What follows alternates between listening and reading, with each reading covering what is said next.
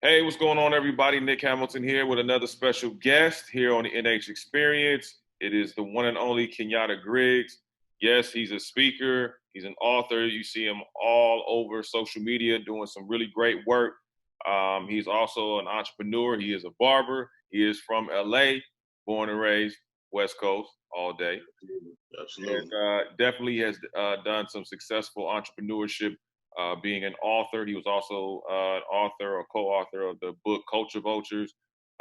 He's also been the author of My Barber's Hand Stink, the secret to balling DVD that you can get that is available on his website at the Hip Hop Motivation. He's also the CEO of Hip Hop Motivation. What's going on, Kenyatta? How you doing these days, man? Everything's good. Thanks for having me on. Oh man, thank you. You know we had to talk, man.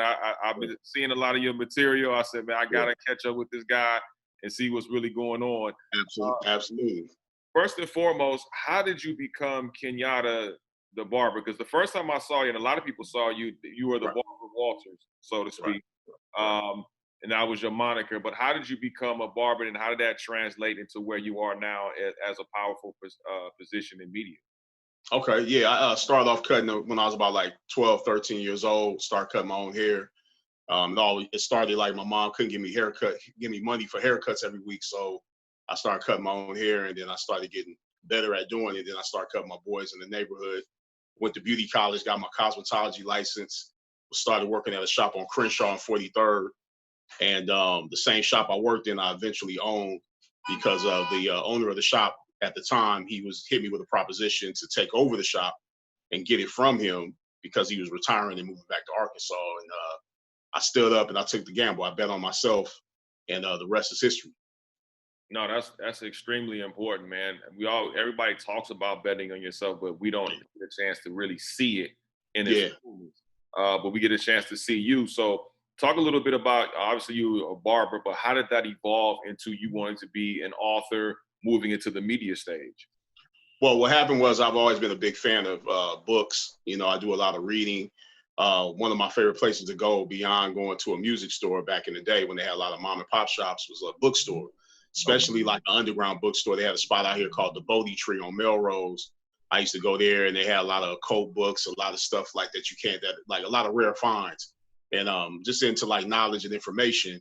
And from that, I started, writing at the shop, like when I would have downtime, just writing down different ideas because I'm like full of ideas. So I would just write down these little things almost like a script form. And I just kept doing it, man. I just knew I wanted to write and develop a book and be in the book game more than anything else because barbering was like my skill, that the hobby that turned into, how I made my money. But, definitely writing was something that I just enjoyed doing. It's my passion. Now, when you said, what were some of the triumphs that you experienced, and what were some of the lessons that you learned along the way that made you successful? Well, one of the main things I learned, going back to betting on yourself is like, it all started on the day I actually learned about the owner of the shop retiring. I was outside in the back of the shop shooting dice with all my buddies because it was slow on Crenshaw that day. And so that whole time I was standing around the circle waiting to get in the game, I was holding the dub in my hands and I never put it down. I just was like, I was afraid to lose it because, it was slow. And I didn't really have the clientele at the time to really, back it up if I lost that 20. So I didn't bet, but he hit me with the proposition to take over the shop. And I was kind of leery about it because I didn't have the money to give him for the shop at the time. And he said, "Well, son, you got to bet on yourself sometimes." He actually said it like that to me. And then Wow. from there, I said, "You know what? He's absolutely right. You got to take a chance. If you don't take a chance, there's no way you can come up if you don't take a chance." And so I learned a lot from that. And then coming down the line when I started writing books and getting with Dame and we sit down and do hip hop motivation, I always told him that I wanted to write a project, based around his work and him running Rockefeller because I was around him when all of them were still together. Mm. And I found it very fascinating that he was so giving with knowledge and information, just like myself when I'm in the barbershop. So we automatically hit it off then, what I'm saying? That was like back in 2002, 2003 when Okay. I met Dame. And so I just, I stayed around him and then I just collected a lot of sound bites But the confidence to do the book and to do what I'm doing now came from the barbershop, stepping up and betting on myself, because the more and more you bet on yourself and you start accomplishing small things lead to larger things to accomplish. And that's where confidence comes from, because the more you do, the more confident you become. Definitely. Absolutely. No, I couldn't agree more. Well, you talked about Damon Dash. Obviously, we know his pedigree, his history as far as running one of the most successful, rap labels along with Jay-Z and Kareem Biggs Burke. Right. But look at Dame when the split happened. Obviously, Dame had to go his way. Jay-Z went his way. But Dame continued to have a business mind and a business acumen. Right. What are some of the jewels that you learned specifically from Damon Dash that enabled you to be a successful business person and entrepreneur? Great question. I learned a polarity of information from Dame. I learned what to do and what not to do in a lot of scenarios. Although Dame is a serial entrepreneur. He's great at what he does, but he told me that one of his biggest mistakes that he made was being everything to everybody, and you can't do everything. You have to bring people in that have the skills to do those things that you just can't do. He was managing every artist on Rockefeller and running the label. And that led to the detriment of him even being involved with Jay-Z, because his attention was all over the place. He was everywhere. He was running with Biggs. He had to make sure Beanie Siegel was doing this and make sure Memphis Bleek's album was right. And he was an A&R and manager to all of them. And he said that was like he was his greatest regret, if anything. He doesn't have many regrets, but that's the greatest thing, to really like focus in and concentrate on one particular thing until you do it correctly, until you accomplish the goal at hand, instead of spreading yourself so thin. So if anything, I learned to not spread yourself thin, concentrate and focus until you beat whatever you're doing into submission. Oh, those are great words of wisdom, great pearls of wisdom, I should say.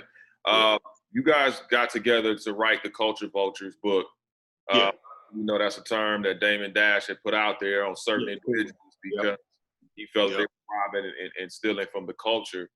Right. Then we saw a turn of events where he decided to apologize to some of those same individuals. Right. How did that put a strain on you all's relationship, especially with the book gaining so much success? Because I thought it was a really good book, man. Oh yeah, absolutely, man. No, it didn't really put too much of a strain on the relationship. What happened was I didn't really agree with him apologizing like that. Obviously, I did a video where I talked about it. But at the same time, like I said in the video, he's a homeboy. You know how we got friends that make a decision that we may not agree with, or they might do something like, I had a homeboy one time, he was my client as well, and him and his girl had a physical fight, and he went to jail. He was still my homeboy, but I didn't agree with him beating up on his girl. You know what I'm saying? Even though they fought each other, but I just don't agree. I didn't agree with it. So there's always going to be things you don't agree with people. But one of the main things that I've learned over the years is that, it's best to, give people space and time to figure some things out sometimes, because I felt like it was just time for me to kind of exit and, back up a little bit. We talked here and there during the, when I separated myself from doing hip hop motivation with him, because I started concentrating on my projects and my family. I had some personal things I had to take care of. So that took me on into where we're at now. So I didn't even have to forgive him, because it wasn't so bad to where it did anything to me. You know what I'm saying? It was just a choice he made, and I didn't like it. I didn't really like the way it looked because of all the work we put down and everything that was said beforehand. But all in all, being like who I am, and out here like where I'm from, you have your boys back regardless. You know what I'm saying? So I have my boys back regardless. Even if he's wrong, I'm gonna have my boys back. And Dane's my homeboy, so I had his back regardless. And so the whole time we were doing videos, hey, loyal to my folks, you know what I'm saying? Even when he's wrong, because there's times he's wrong, you know what I'm saying? And then we'll come back around to it and make sense of it. And so like right now, we're gonna be recording some today, as a matter of fact. But it's just one of those things, man. You just move forward, man. People gonna make mistakes. I'm gonna make mistakes. I'm full of mistakes. Yourself, as well. So, but if you throw away your folks, you're gonna be throwing away everybody, because everyone is gonna do something that you don't agree with. Yeah, and I'm sure it was a hard decision maybe for you, because I'm sure so many people were in your ear telling you to go this way or that way or what have you. How were you able to separate I consider white noise And Well, I just not to cut you off. I've never been a follower type, you know what I'm saying? So for me, people were saying different things, but it didn't make me no difference. It was like, well, that's what he decided to do. But I put so much concentration in the culture vultures writing it, and put so much love and the concentration into hip hop motivation and doing all those videos. I felt like it was just time for me to just step away for a minute, like create some form of absence to create, some desire for people to see us again, one way or another. And so, like right now, people are, they like finked out. You're like, yo, y'all back doing the videos because we don't gossip, or at least myself, and I know Dame don't as well, but I'm not into gossip. I'm not into, say how much money 50 Cent make or whoever, where's Ja Rule. I ain't into all that. I'm into like really the people in the hood, in the streets that need information that can further their lives and further their journeys.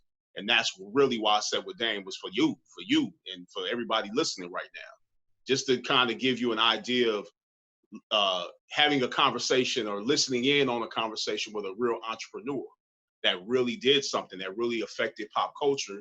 And that's what I did with all those hip hop motivation videos. And I don't regret one moment. Yeah, I mean, I've always said when you look at partnerships and you look at dynamic duos, you look at Suge Knight and Dr. Dre. Obviously, Yeah. Dre went on to success. Unfortunately, Yeah. Suge Knight fell to the wayside due Yeah. to choices. But you can't erase the fact of what Suge Knight represented and what he did for the culture, what he did for music. Absolutely. Same thing with Dame Dash and Jay-Z, even though Jay-Z has gone on to acclaim success. Dame cannot be forgotten or erased because what he did and what he helped put together with changed a whole dynamic and the time and space that we can never ever forget. Absolutely. So I think when you look, sometimes I think people get kind of caught up in the hype and in the moment, but they don't take time out to think for themselves enough to say, okay, well, let's take a little bit of this, a little bit of that, and wherever it plugs in. It's like bad relationships, man. It's like everybody, like, you've had your share of relationships, I'm sure. And a lot of times, every relationship doesn't have to end with animosity. It doesn't have to end with beef. Some relationships sometimes it's best to end with just a separation to where both people can come back around and connect again. You know what I'm saying? Even if it is the opposite sex or the same sex, it's just sometimes backing up is the best thing to do in certain scenarios, especially, communication is key with everything, but, taking a break sometimes is stepping back, and enjoying the fruits of your labor and doing what you have to do. I just put my concentration somewhere else. Like I said, I had some personal family issues I had to deal with a month through that year that you guys didn't see me with Dame. And I'm glad I took that break because I worked out things that I had to work out, man. I had to fix some things in my family that, wasn't really going well for me at the time. But now we back on it. Well, that's a beautiful thing, man. I'm glad everything is back on track for you. Yeah. One thing I did see, though, man, you made some cameos. And one cameo I could not forget was the BBC documentary on the late, great assassination or murder of Nipsey Hussle. Homie Nip, right. And you were a part of it. I don't know how much they ended up editing down, but I saw you in a major part of it. What are your thoughts on the finished product of that documentary? Because to me, it still seemed incomplete. I mean, I thought your part was great, other people's parts were great, but it still didn't tie in the fact of what their ultimate goal was. Am I wrong in that assessment? Yeah, it seemed incomplete. It seemed like they were doing like different chapters, maybe, from what I understand. Because I did like a whole hour interview. Like it was a lot more footage that they could have used, and I'm sure all the other people involved as well. The only thing I didn't like about the project, and the guy that created, he's a good guy, and the young lady, she's a beautiful lady as well. I didn't like the fact that they were it was like an attack on Big U, and I know Big U personally. And if that's something that they feel that he did or whatever, I feel like investigating it and you're not an investigator is kind of like, well, you create a conspiracy theory. And what you're also doing, you're possibly taking away from people connecting with him. And he's a good dude. You know what I'm saying? He really loves children. He's doing this thing. He came out of prison and he changed his life, and he's changed a lot of lives with his company Developing Options. And I don't know so much as, if I don't think he had no personal thing with Nipsey to do anything to him, but not on that level anyway, because he knows, Nipsey has children, you know what I'm saying? And he loves children. Big U loves children. Like, you know what I'm saying? He wouldn't do nothing to hurt a kid. or or anyone at this point in his life. And so that's the only thing I felt was a little irresponsible. But overall, it was a great look, man. It looked good, but it needs more. I think like they'll have some different chapters coming. I think they were just doing that just to kind of get maybe some distribution. How you do or whatever, just like almost like a pilot episode so people can see it. But it seems like there's more to come, definitely. I hope so, man, because I think Big U does love his community. I had a chance to kind of meet him in passing several years ago at a concert backstage, and he was really a really down to earth, cool brother, man. And he's cool, man. Yeah. Just a dude that you can see he loves his community, man, and that's all you can ask for. Right. The one thing I will say, I know we're going through this whole COVID-19 quarantine lockdown type of situation. But I want to get your thoughts, man, if you got a chance to check out the Jordan documentary, The Last Dance. Nah, you know what? I saw a little piece of it this morning. I got to watch it. But I know I've been hearing some stories about that. It's real interesting because it's showing that whole behind the scenes thing and his personality and how he was checking people and, keeping people in line. But you know what? You have to know that without even seeing background because he's a perfection. Like he on the court, he was ridiculous. And people that are really pushing themselves to the next level, they expect everyone to kind of follow suit, and sometimes they won't follow suit, you know what I'm saying? But at least you try to get people in alignment with greatness. And I think, but I heard some different things. I can't wait to finish it, man. I can't wait to watch it. I saw some clips. Man, you got to watch it. You got to watch it. It is a must watch. Okay. Yeah, I'm going to check it out because I saw a piece of it and I thought he looked good, his relationships with different teammates. Yeah, Deb, did you grow up a Jordan fan? Absolutely. I grew up in in high school. I was in high school in the 90s. Okay. And then junior high in the 80s, 90s. So the whole time I was growing up from elementary on, it was all Jordan from 84 up. So we grew up with hip hop and I'm from that era. So I was the perfect age for hip hop. The kids that was really breakdancing and, fascinated with everything with hip hop. And we didn't care if it was East, West, South. We just loved hip hop. Yeah. Being out here in LA, it didn't matter to us. You know what I'm saying? We had Ice-T around the way from where we was from though. And then we had like the Dream Team and Dr. Dre was doing this thing with the other guy. I forgot the name of his crew. Yeah. World Class Wrecking Crew. You know what I'm saying? That was on the radio. K-Day was pumping. I was a kid in that era, definitely. Yeah, my recollection of culture was like 90s. So I grew up in the G-Funk era. So. Oh, yeah, G-Funk, all that stuff, man. Because I was in high school. I went to different schools. I moved around a lot.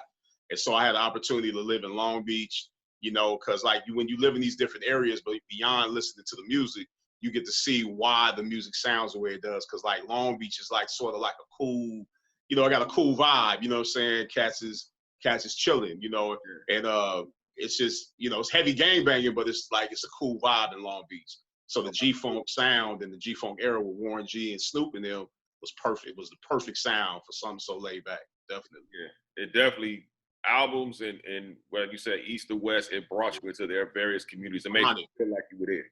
Yeah, that Chronic album, if I could name some out, that Chronic album, man, that's the, whew. Yeah, it's still, man, it's phenomenal, man. I'm glad Tidal decided to finally put it on their platform, man, because it's. Oh, you did? Okay, cool. Yeah. Album that is absolute, hands down, a classic. And if you listen to it vinyl, it's even better. Yo, it was a lot, but in that era, man, there was so many classics though. Yeah. But that album was classic. You had Tribe Called Quest, you had Wu-Tang stuff, you had but 91, 92 was an interesting era because that gave birth to a whole nother sound. Yeah. Getting us away from that 90s, 89 sound, you know what I'm saying? Yeah. So I'm a hip hop connoisseur. The name Hip Hop Motivation is, it's not just hip hop motivation just because I wanted something cute. I'm really, really like deep into hip hop. Like I listen to a little bit of everything, mainly underground. I'm an underground head. Oh man, I was East West. I was pro West because being from here, born and raised. Obviously, you Oh yeah. But yeah, man. I mean, that's a whole nother conversation we get into another time. Cause I'm sure it was a cool couple hours on that alone. Oh yeah, I got stories, man. I'm a connoisseur of hip hop. Man, I listen to lyrics. Listen to the beats, and I know production, and you know what I'm saying. So definitely we have that conversation another time. Definitely. You are a interesting person to me because I feel like you carved your own lane. You kind of made a way out of no way. And to me, when we look at the dynamics of what is going on in this sector, in this realm, obviously last couple of decades, last few decades, and all that has transpired, what we see in the news. How important, in your estimation, is Black media today? Black media is so important, man. We are living in one of the best eras ever because we can get in contact with each other, like through doing interviews like this, and we can give this information. Like, as soon as we learn information, we can throw it out there. It's a whole different kind of thing, man. And it just feels good that we're able to like get all this beautiful information from people like Tariq Nasheed. You got you got your brother Professor Griff, Damon Dash. You got all this stuff, man. It's like, to be stupid in this day and age, or ignorant, better word to use, that's a choice, because ignorance means to ignore knowledge. So it's so much information out there. You can go listen to the guy Jay Morrison about real estate and Right. investments, and it's so much out there, man. And then that can actually start you on your way. So it's very important for Black media. Definitely, this is the most important time because we need our voices heard, and we need to like actually go deeper into certain news stories that we actually got some information on. Yeah, I agree. I think when you look at the dynamic of how it's unfolded, and I think when you look at the importance of it, I mean, I listen to guys like Eric Thomas. I listen to Dr. Yeah. Michael Eric Dyson. Mm-hmm. There's several platforms. Even when you listen to athletes now, athletes have an opportunity to get their platform heard, entertainers as well. But my question also to you is, how important should athletes and entertainers and people in the culture gravitate more to more Black media outlets that may not be mainstream, but are on the rise and up and coming? Well, I think it's very important because it puts people in contact with people from all walks of life, and it helps them to see if they want to take that journey themselves. When people start sharing their stories, because everyone has a story. And so this is the best time to share your story through your platform, to doing a podcast, do a Zoom meeting, just share. It's a giving situation now. Like we're in the most givingest time, if that's a word. We're giving information, giving all this knowledge. At one time, game is to be sold, not told. Now, just game is being given, and it's still being sold, but it's being given more than ever. And that's the vibe that I think most people need to be in, is just give your story, because your story can help someone. And I mean, it may be 10 people, it may be 10 million people, but who cares as long as you help someone? I don't give a damn if it was one person watching the hip hop motivation videos, as long as that someone saw it and became motivated and became interested in following their path and achieving their dreams. And that's all that matters to me, at that point. It's bigger than the money and bigger than just getting the views. I want to talk a little bit more. You mentioned earlier about you and Dame going back to doing shooting videos together and putting out content.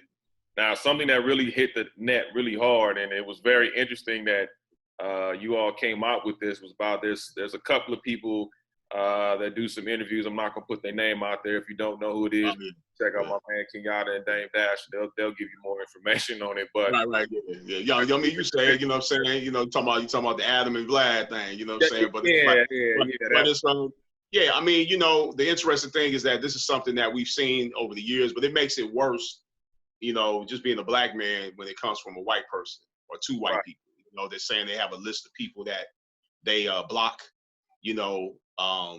and it goes back to what I said about forgiveness. And when people do things, you might not agree, but don't block them. You know what I'm saying? Don't hurt the person from achieving their dreams. You know what I'm saying? But this is what goes on in the industry. Because you have a problem with me, I'm gonna stop you from getting some more money. I'm gonna stop this person from messing with you. And to me, that's not right. I find it strange when I look at some of these guys who all of a sudden rise through the sweat and the tears and the bloodshed of Black folks. And I say that because I don't have a problem with anybody that wants to honestly contribute to the culture or do what they need to do, or or paint a picture the way they feel like it's a picture needs to be painted, because maybe that aspect hasn't been touched on yet. But then look at how these guys go about doing it, whether it's trying to get someone indicted or trying to get someone in trouble later on, or just using them so they can build their platform and have no intentions on trying to help them create their own platform. That's kind of the problem I have with those two individuals. Yeah. Same here, man.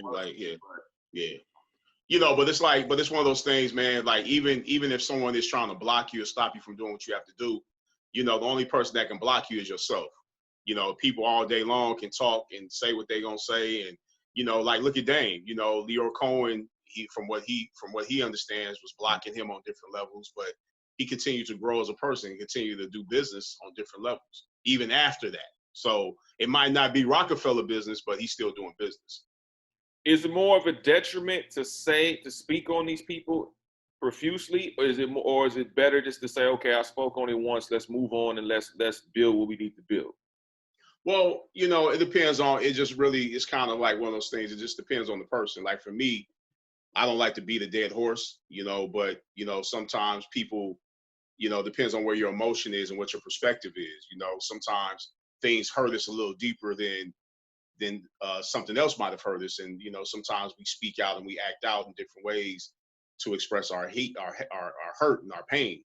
Mm-hmm. And so I can't really say that it's really either right or wrong, because in that scenario, for me, I wouldn't be the dead horse, but some people feel like, I'm gonna just ground this in your face until you get it, until other people know to not mess with you. But there again, you're blocking someone else from possibly connecting with someone that can change, and maybe those two people coming together, or three or four people coming together or more, changing lives or doing big business. So, it's just leave people alone, man. Let everybody do what they're doing, man, because everybody is on the journey, and then we all trying to find our way. Even if a person has money, we all trying to find our way. Especially right now, the playing field is even. Your money is not saving you right now. You know what I'm saying? You in the house, or when you go out the house, you got your mask on. You know what I'm saying? So Jay-Z or a basketball player like, let's say, Shaq or somebody like that, they got money. They playing field is even. They still got the paper, but the playing field is even, because now, which way do you go? Which way do you go? What are you going to do for your family? What if your money stops? What if the banks get hit? What are you going to do? Yeah, I mean, I think the thing about Dame Dash is interesting, because I think there were times where he spoke on some things that needed to be brought to the forefront, but I also felt like there were things that he spoke too much about, and I think it hurt him long term, because it killed relationships. Oh yeah, because everybody's connected to somebody, right? Like, absolutely. How it is. And so I say that because, were you ever concerned about being, attached to Dame? Were you ever concerned about some of your connections possibly getting cut off because now they find out, oh, well, Kenyatta's now with? At first I was, and then there were some connections that did get cut off. There were certain people I used to cut at Rock Nation, and then but they knew I was doing videos with Dame. I would be up in the offices, cutting the different guys up there, what I'm saying? Shout out Tata, and different guys. And those are my folks, man. They all good dudes. And again, they trying to find their way. But it definitely could hurt relationships. And there was sometimes it was some funny stuff, and people backed away or whatever. But, if you back away, you just back away. It's like here again, it's like a bad relationship. Somebody needs space, or somebody back away, what you going to do? Can't force nobody to do nothing they don't want to do. So you just keep moving, keep going. Don't stop. Just, keep moving. Yeah. I mean, I've never met Dame in person, so I can't really say, oh, I mean, there's things I disagree, but I've never met him in person. Until I meet a person in person. Oh, yeah. You shouldn't agree. You shouldn't agree fully with anybody all the way. What I'm saying? If you do, you just have a good, you guys are on the same frequency. But, if you go to church and you agree with everything, that's not the church for you. You want to actually disagree and take a look at some things. Yeah. There's something that may spark you to actually go do some research on your own to see if this is true, or see if this really, can really stand up against something else. So, agreeing with people, like I said, like when Dame did the apology, I didn't agree with it, but he was still my homeboy, and I still got his back. You know what I'm saying? Like, that's my folks. Right. You know what I'm saying? I'm a loyal dude anyway, so that's my boy. You know what I'm saying? But I had to chill for a minute and get some things together. Definitely. I mean, that's the thing. Like, people, I have some people that I disagree with because, I like certain efforts that, guys like, Jay-Z or Snoop or Dr. Dre, some things that they did. And some people disagree with it, emphatically. And it's like, well, dude, I met Jay on a couple of occasions. He's been nothing but cool and down to earth with me. I met Snoop. I met a lot of guys that have actually been really cool with me. So I can't, regardless of what your issue may be, I don't let that affect my relationship with them unless they do something directly to me. People want you to follow them and Like, feel how I feel. You know, I had friendship, different relationships like that, because you don't talk to somebody that was in our circle. I'm not supposed to talk to that person. Nah, you know, we just ain't gonna talk about you. You know, I'm loyal to that point. I'm not gonna talk about you with them and them with you. So that's how I get down. You know, it's just having a standard and being loyal to your own cause and understanding your purpose, man. Having your purpose. What's your purpose? You know what I'm saying? Knowing your purpose and going after that. You know, to a woman, that's the sexiest thing a man can have is a purpose. Ain't nothing sexier. It's usually to most women than a purpose. You know what I'm saying? That's real. You know, so having your purpose is very important, especially for a man. real talk. And Last that thing really before let's get on out of here, man. How much fun are you having doing this, man? How much? I mean, when you look back from where you started, obviously where you are now, man. How much fun are you having? Man, having a lot of fun, man. I'm a single father right now. You know what I'm saying? Got my babies, and I'm loving every moment of it because you know it's a challenge to do certain things. Like when you have children, you're single father, but it's a beautiful thing at the same time because it shows you that God doesn't give you anything you can't bear. And if no matter what you believe in, there's nothing that's going to be put on you that you can't bear or tolerate. You're going to have to get through it. You're going to have to keep going. And so I'm having so much fun, man, the growth and just seeing how people are in tune with what we've been doing, buying the books. You know, I be in the streets, people coming up to me, hollering at me. I was in Compton one day and somebody walked up to me. I was over there by just getting some herbs from New Body. Okay. And Cat was like, oh, man, I love your project, man. He said, you ain't got no books on you. And he bought like 2 books. And he just was like, man, he took a picture with me. I'm like, damn, you know, but this has been happening to me since we've been doing the videos. And I just find it humbling, man. It's interesting because my intentions were to give people that were left in the dark on purpose information that can help them on their journey. You know, that guiding light that can help you when you're in darkness. Because everybody's in darkness one way or another, you know, whether you know how to cook or you don't know how to cook. If you don't know how to cook, you're in the dark. And as you slowly learn certain things, it's like those lights that you turn and the light gets brighter and brighter. The ones you turn, not to flip on, but to turn light. I think those are called tracking lights. Yeah. And that's how knowledge works. And the more information you get, the light gets brighter and brighter and brighter and brighter to where you're able to illuminate and help people that are also in the dark and guide them and help them on their way. And that's why I sat down with Dame. And that's why I do hip hop motivation. Word. Awesome, man. Well, let everybody know where they can continue to find you and keep up with all your great work on social media and other platforms. Absolutely, man. I'm mainly on Instagram, hip_hop_motivator. I put stuff up daily. You know, I always try to put things that are kind of controversial, funny. You know what I'm saying? I like to make people think a little bit, things that make people debate. You know, sometimes I might not believe in the post I put up, but I like to see what the debate is because I get a good sense of what to talk about sometimes. And so they can hit me on hip_hop_motivator. You can hit me at ballinginfo@gmail.com. Shoot us some lines, some questions. I can answer those questions live on the air with Dane. Or you can go to the website at www.myhiphopmotivation.com. And we got shirts, we got, Bump Assassin there. We got some different products. And the books are there as well in the movie. Absolutely. Well, I got the audio copy of the Culture Vultures, man, because Nice. I'm on the run, so I got Yeah. listen to That's it. a classic, man. Like, no bragging, but you know what I'm saying? I have to say that's a classic project because we did it from it was like grimy, man. It's like how hip hop started. It just was like, just do it. You know, I didn't go to school for writing or I don't have an English degree. I just did it, man. And I came across the people to help me do it. Hey, man, it's your time to brag. You better brag on it, man. It's your project, man. You better brag. Yeah. No, it's off the hook, man. I know it. It's off the hook. You know what I'm saying? Yeah. Just being a little facetious, but I'm saying like it's off the hook, man. It's if you're gonna get anything, listen to the audio book, but get the book. There's more information in the book, obviously. And we just did it from the heart. You know what I'm saying? That's how everything gets accomplished, from the heart. Definitely. Well, absolutely, man. I hope one day to have you and Dame on here one day, man, and we can really get into some really deep conversations, man, and get both of you guys' perspective. Absolutely, man. We can do that, man. And then, I want to leave your guests with one thing, so they can just really, that can help them on their journey, and just know that there's a generative principle to everything. No matter what you learn, no matter what you know, unless you have care, it's not going to get accomplished. The most important principle is care, CARE, and that's all capitals, okay? So until you care, nothing changes. If you don't care, it's not going to change. When you do care, things change. And so just pay attention to care. And that comes from the heart chakra. And the heart is where it's at. That's the feminine principle within yourself. The heart is the most powerful frequency, just like the subconscious mind is the most powerful frequency between the conscious and subconscious. That's the feminine aspect of yourself. It gives birth to everything that we focus on and everything that we want to do. All of our desires come through the subconscious mind. So continue to care about yourself, care enough about your intention, and go for it. And with that being said, we're going to conclude right then and there. Nothing else left to be said, brother. He can drop the mic. Thank you so much. Yeah, peace, bro. Peace and blessings, everybody. Everybody tuning in, man. I appreciate you having me on. Thank you so much. We'll talk to you soon, Kenyatta. Absolutely. Peace.